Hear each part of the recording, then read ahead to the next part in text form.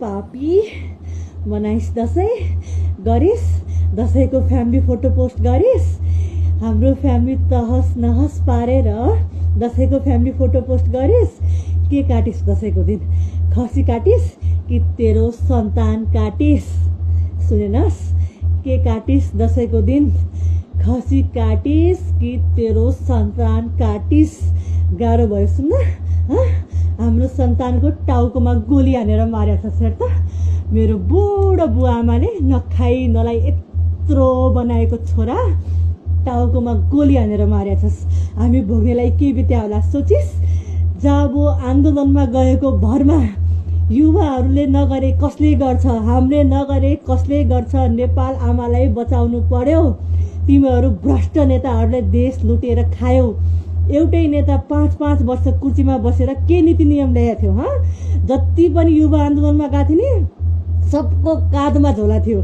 विदेश जान बाध्य कसले बनायो तिमी भ्रष्ट नेताहरूले एक युवाको काँधमा ब्याग देखाएको थियौ नि विदेश जाने तयारीमा थिए किन तिमीहरूले देश बेचेर खाइसक्यौ आफ्नो बुढो बुवामा त पाल्नु पर्यो अरू केही विकल्प थिएन विदेश जाने बाहेक विदेश जान्छौँ दुःख गर्छौँ आफ्नो बुढो बुवा आमा पाल्छौँ भनेर त्यो आन्दोलनमा जति पनि युवा आएको थियो नि तिमीहरूले बनाएको नीति नियमबाट फ्रस्ट्रेट भएर मर्न र मार्न नडराएर विदेश गएर भोलि नेपाल फर्किम्ला नेपाल आमालाई बचाम्ला भनेर गएका युवाहरू थिए के थियो हातमा बम थियो खुकुरी थियो के थियो हातमा गोली चलाउनु पर्ने के थियो त्यति बेला बता मलाई किन चलाइस् गोली यति साना युवाहरू देखेनस् दया लागेन स्कुल ड्रेसमा आएको थिए कलेज ड्रेसमा आएको थिए दया लागेन किन आएको थिए कलेज ड्रेसमा कि गोली नचलाउलान् शान्तिपूर्ण प्रोटेस्ट हो गोली नचलाउलान् इन्टरनेसनल लमा नै छैन स्टुडेन्टलाई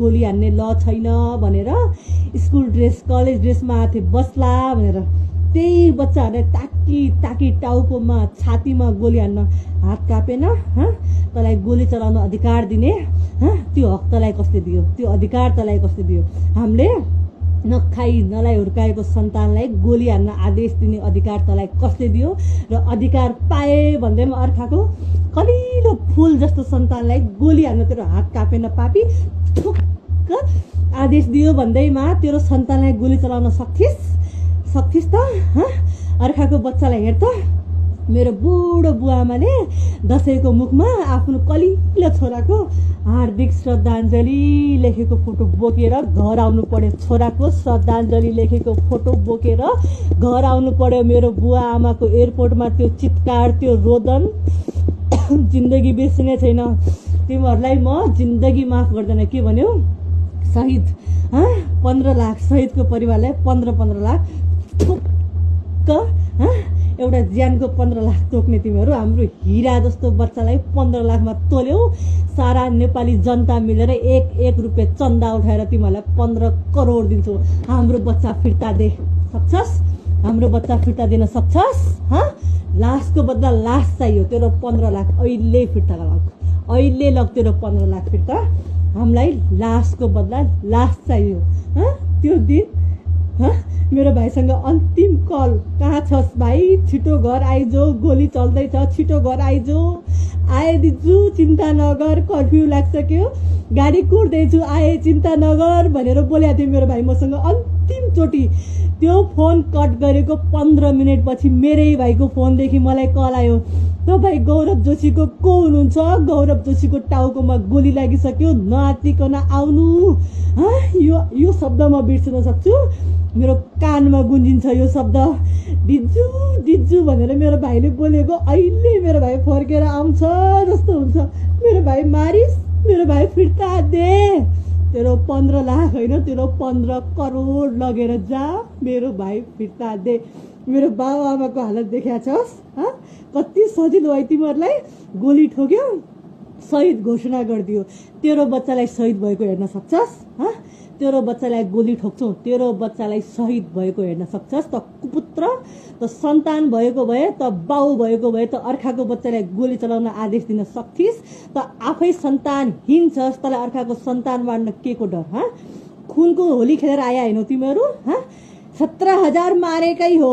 एउटा भाषणमा 17,000 मारेकै हो। खुल्ले आम बोल्न सक्ने तिमीहरू मान्छे मारेकै हो, जनता मारेकै हो भनेर सत्तामा पुगेर तिमीहरू खुनको रङ्गोली खेलेर आएका। अझ पुगेन, अझ सत्ताकै माया, अझ कुर्सीकै माया। यति कलिला कलिला बच्चाहरूको टाउकोमा छातीमा गोली हालेर मारेका छौ। यिनीहरूको श्राप तिमीहरूलाई लाग्छ, त्यो कुर्सी छोडेर जाऊ।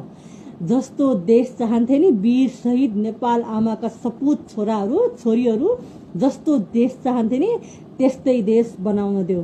तिमीहरू कुर्सीमा आउलाउ नि, आउलाउ सोच्या आउलाउ, कुर्सीमा आउला, पहिलाको जस्तै भ्रष्ट गर्दा सोच्या आउलाउ नि।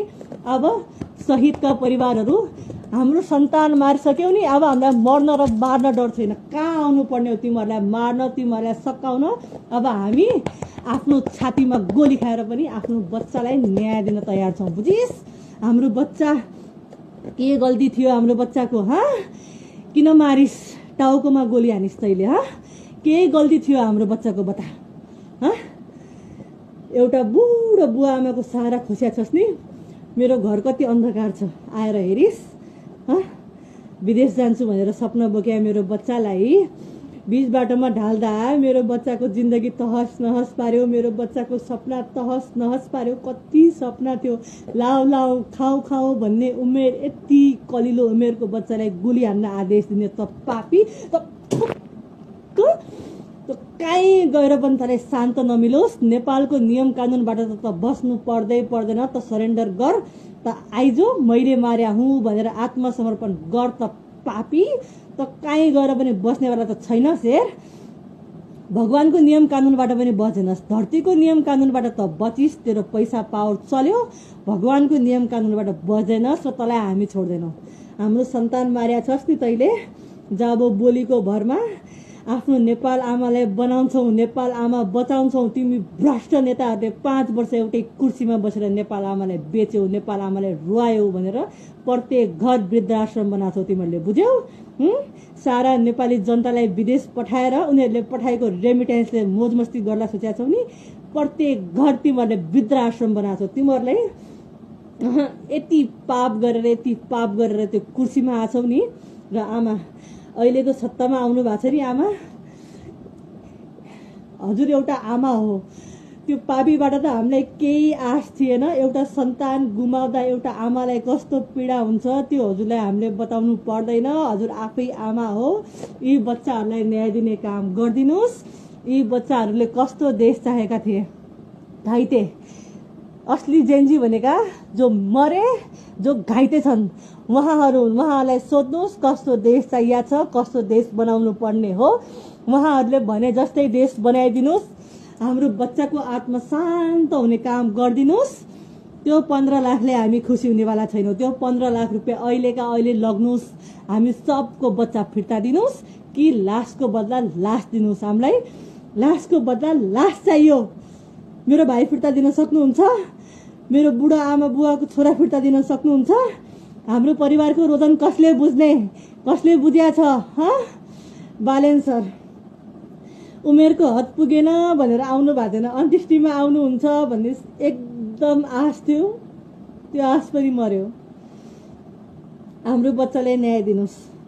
अन्त्येष्टिमा आउन सक्नु भएन, त्यो हजुरको कारण के थियो त्यो हजुरलाई थाहा होला।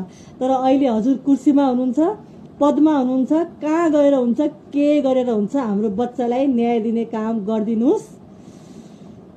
यी शहीदहरूले जस्तो देश चाहेका थिए त्यस्तै देश बनाइदिनुहोस्। अब खुनमाथि राजनीति हुनु भएन। यति कलिला बच्चा मार्नु भएको छ।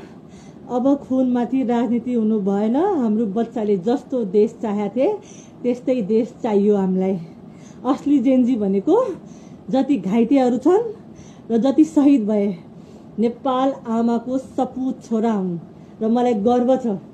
यस्तो सपुत छोराको दिज्जु हुनुमा मलाई गर्व छ, गर्व। मेरो भाइ गौरव जोशी जस्तो नाम त्यस्तै काम गरेर गयो, अमर भयो मेरो भाइ। नेपाल आमाको सपुत छोरा मेरो भाइ नाम अनुसारको काम गरेर गयो। मलाई गर्व छ मेरो भाइको दिज्जु हुनुमा, वीर शहीद गौरव जोशीको दिज्जु हुनुमा।